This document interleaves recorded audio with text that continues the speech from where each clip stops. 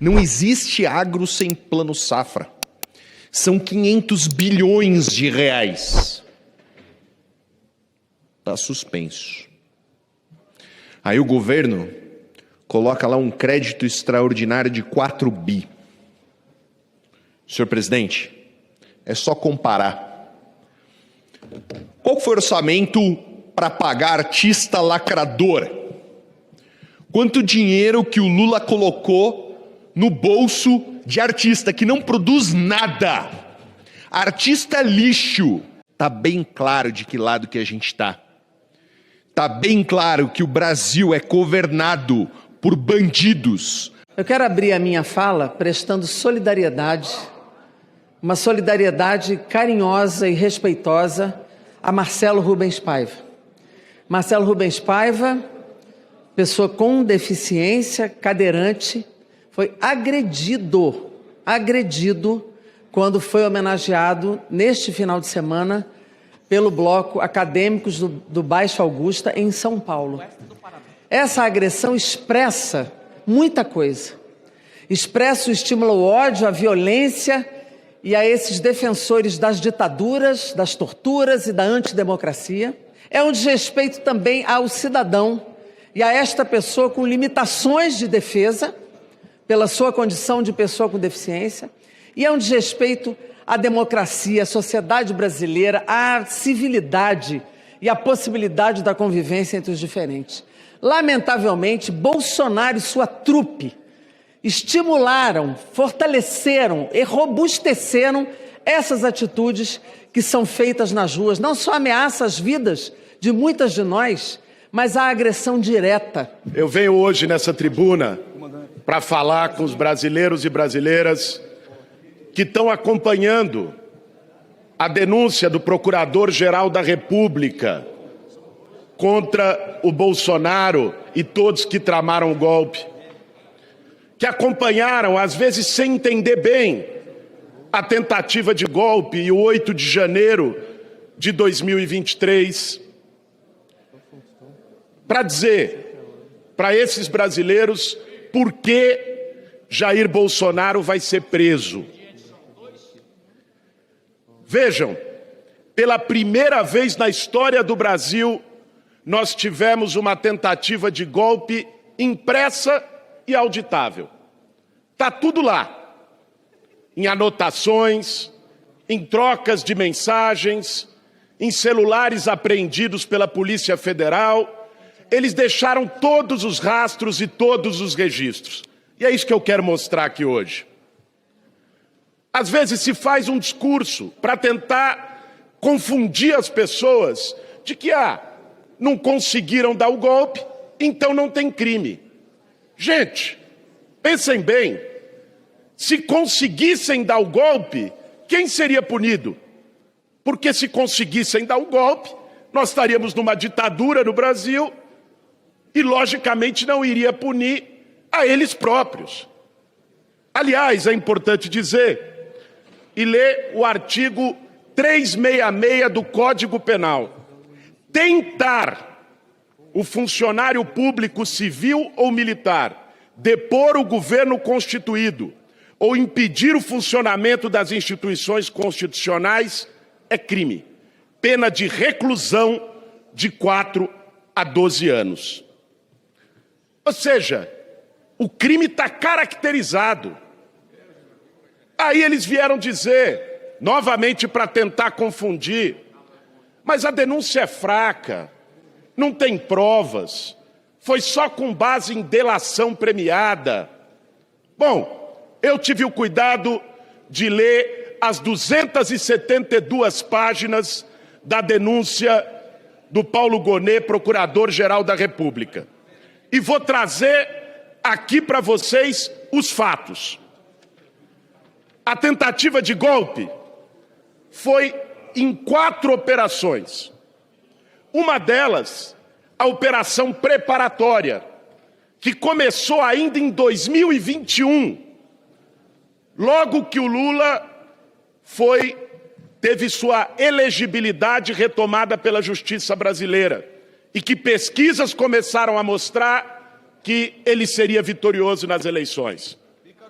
No dia 5 de julho de 2021, houve uma reunião ministerial onde o então ministro, general Heleno, hoje denunciado, que vai ser réu e também vai para a cadeia, disse o seguinte: tem que virar a mesa antes das eleições. Está gravado a fala dele. Porque eles fizeram questão de fazer um processo golpista impresso e auditável. Deixaram todos os materiais. Logo depois, no dia 29 de julho de 2021, na mesma linha de jogar suspeição sobre as urnas eletrônicas e o processo eleitoral, Bolsonaro faz uma live com supostas provas sobre as urnas eletrônicas. Alguns meses depois, em 7 de setembro de 2021, ele radicaliza o discurso e diz aqui, na esplanada dos ministérios, diante dos seus apoiadores, só saio preso, morto ou com a vitória. E disse ainda, quero dizer, nunca serei preso. A história vai mostrar que ele mentiu mais uma vez. Dia 18 de julho, já em 2022, com as pesquisas mostrando a vantagem de Lula, eles, que diziam não acreditar em pesquisas, se desesperaram. E Bolsonaro fez um evento com embaixadores no Palácio do Planalto para buscar apoio internacional para o ataque às urnas. Não deu certo, não funcionou. Foram para a eleição. Lula por pouco não ganha no primeiro turno. E aí no segundo turno eles deflagram a segunda operação da tentativa golpista, que foi utilizar a Polícia Rodoviária Federal para tentar impedir os eleitores do presidente Lula de chegarem às urnas. Encomendaram um estudo, uma delegada bolsonarista da Polícia Federal, também denunciada e que também será presa, Marília Alencar, encomendou um estudo e priorizaram no Nordeste as cidades onde o Lula teve mais de 75% dos votos. Nesse momento, depois a Polícia Federal intercepta uma mensagem de Silvinei Vasquez, outro futuro presidiário que comandava a PRF. Ele diz o seguinte: chegou a hora da Polícia Rodoviária tomar lado na disputa. E Marília Alencar, que trabalhou com ele, mostrou que a operação não aconteceu só no Nordeste.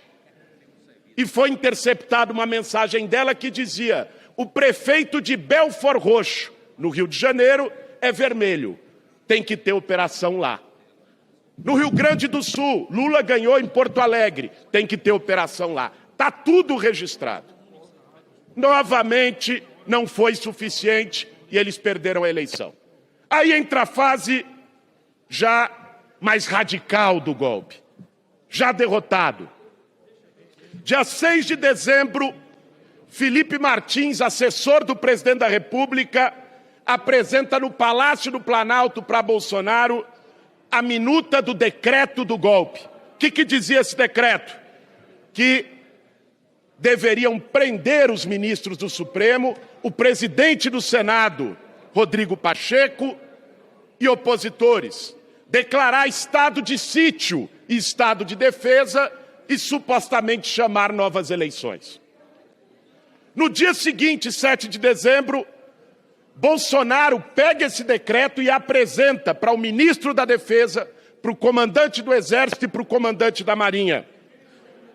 Essa reunião foi feita no Palácio do Alvorada e os registros de entrada da portaria do Palácio confirmam a presença de todos eles.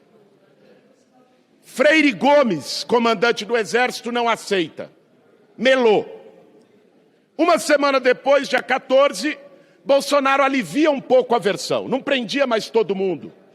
E faz uma outra minuta que foi encontrada com Anderson Torres, seu ministro da Justiça, e o ministro da Defesa, general Paulo Sérgio, apresenta novamente para os comandantes militares. O comandante da Marinha, golpista, que vai ser preso, Garnier, aceita. O do Exército, Freire Gomes, e da Aeronáutica, Batista Júnior, não aceitam. não conseguiram levar adiante. Dia 15 de dezembro, Braga Neto dá orientações expressas, também registradas na denúncia, para fazer ataques virtuais contra esses militares que não aceitaram. Isso acontece. Ele diz, vamos jogar para o grupo dos malucos. Eu fico imaginando como os bolsonaristas se sentem sendo chamados pelos seus líderes de malucos. E aí segue. Junto com isso, a Operação Punhal Verde e Amarelo, onde, dia 9 de novembro, paralelamente, o Mário Fernandes, secretário executivo da Secretaria-Geral da Presidência, apresenta para Bolsonaro uma proposta de matar Lula por envenenamento, Alckmin e o Xandão por tiro. Essa era a lógica. Fazem dia 12 de novembro uma reunião para iniciar o plano na casa do Braga Neto. E aí se apresentam os valores, R$100 mil para viabilizar. E o Braga Neto entrega numa sacola de vinho para o Mauro Cid. E dia 21 de novembro fazem o monitoramento do Xandão. Por que não aconteceu? Não aconteceu o golpe porque 2 militares não aceitaram. O comandante do Exército e o comandante da Aeronáutica. Só por isso não aconteceu. Isso está conectado com o 8 de janeiro, que depois é a tentativa desesperada, já com o Lula empossado, dos bolsonaristas de tentar a qualquer custo. Ah, mas o 8 de janeiro foi um piquenique de senhoras, uma manifestação. Está lá, Mário Fernandes e General Braga Neto trocando mensagens com os líderes dos grupos que organizaram. Quem comandava a polícia do Distrito Federal que permitiu eles quebrarem tudo aqui? O ex-ministro da Justiça, Anderson Torres, e a subsecretária era a delegada Marília Alencar, que falou do prefeito vermelho de Belford Roxo. Está tudo ali. O que eles queriam? Que o Lula, na situação de emergência, decretasse GLO, garantia de lei e ordem, e os militares ligados a eles aproveitassem a brecha para executar o plano. Veja, isso tudo que eu falei aqui não são vozes da cabeça, não é a tia do Zap que mandou, são provas, anotações, impressas, auditáveis, trocas de mensagem, está tudo ali. Então, gente, eles tentaram melar a eleição, não conseguiram. Depois, tentaram impedir os eleitores de Lula de votar, não foi suficiente. Tentaram convencer os militares a aceitar um golpe por decreto, não deu certo. Depois, fizeram um plano para matar pessoas, endossado e apoiado pelo Bolsonaro, mas não tiveram apoio. Foi isso que aconteceu. Se isso não é golpe, tentativa de golpe, o que será tentativa de golpe no Brasil? Agora, o canalha que gritava, que bradava, que falava em tortura, que era valentão, baixou a voz para pedir anistia e dizer que tem que pacificar o país. É muito cinismo. Na hora de quebrar tudo e tramar golpe, era valente. Agora vem, por favor, Xandão, Supremo, me deem anistia. É muita hipocrisia. Paguem o preço da escolha que fizeram. Paguem o preço das ações que fizeram. É assim que tem que funcionar numa democracia e num Estado de Direito.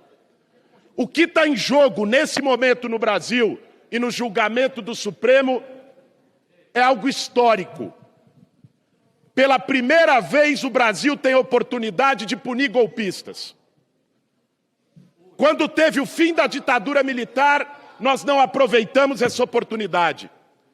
Torturadores, ditadores, saíram soltos e seguiram vivendo a sua vida.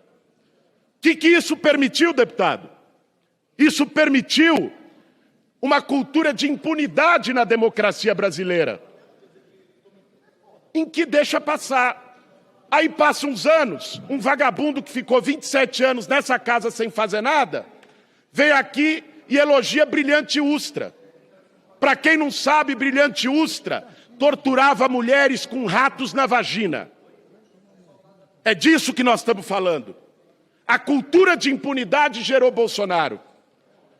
O Brasil agora tem uma nova oportunidade de acertar as contas com o seu passado, de inclusive fazer justiça com os mortos e torturados pela ditadura, fazer justiça com Rubens Paiva, fazer justiça com Frei Tito, fazer justiça com Vladimir Herzog, fazer justiça com Inês Romeu, que foi torturada e estuprada na Casa da Morte em Petrópolis. Torturadores, bandidos, assassinos, estupradores ficaram impunes. Se o Brasil se acovardar e repetir essa história, o resultado será dizer que pode, que é permitido, e solapar as bases da democracia brasileira. Eu acredito que ainda há juízes no Brasil. E por isso, com uma multidão de provas, eu tenho a convicção de que Jair Bolsonaro vai ser preso, junto com a sua corja de golpistas. E quero terminar chamando a sociedade brasileira para, no dia 30 de março, nas ruas desse país, fazer uma grande mobilização contra a anistia e por Bolsonaro na cadeia.